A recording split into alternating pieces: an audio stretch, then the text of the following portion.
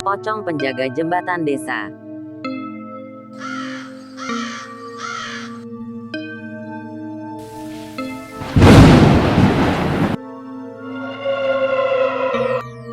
Kisah ini berasal dari sebuah desa kecil di Jawa Tengah, dan hingga sekarang masih sering dibicarakan oleh warga setempat, terutama para tukang ojek malam. Sekitar tahun 2000-an awal, di desa itu terdapat sebuah jembatan kecil yang melintasi Sungai Dangkal. Jembatan tersebut berada di jalur sepi, tanpa lampu, dan diapit kebun bambu. Siapapun yang melewatinya malam hari selalu merasa seperti diawasi. Awalnya hanya cerita bisik-bisik, beberapa warga mengaku melihat sosok putih berdiri diam di tengah jembatan sekitar pukul 12 malam.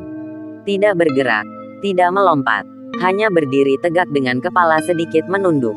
Saat didekati, sosok itu perlahan menghilang. Teror mulai nyata ketika seorang pemuda bernama Arif, warga asli desa itu, pulang dari kota menggunakan motor. Saat melintas di jembatan, motornya mendadak mati. Mesin tidak bisa dinyalakan, lampu padam, dan udara terasa sangat dingin. Di saat itulah ia mendengar suara napas berat tepat di belakangnya.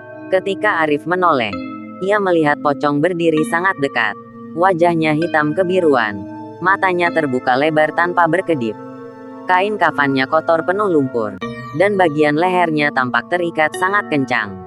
Arif berteriak dan pingsan di tempat.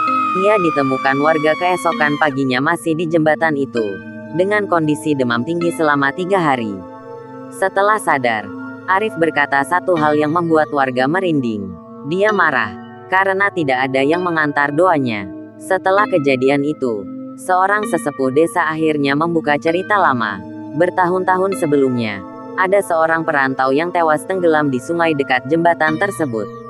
Jenazahnya ditemukan beberapa hari kemudian, dan karena keterbatasan waktu serta hujan deras, pemakamannya dilakukan dengan tergesa-gesa.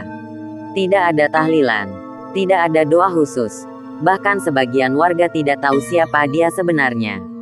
Sejak itulah, penampakan pocong mulai sering terjadi.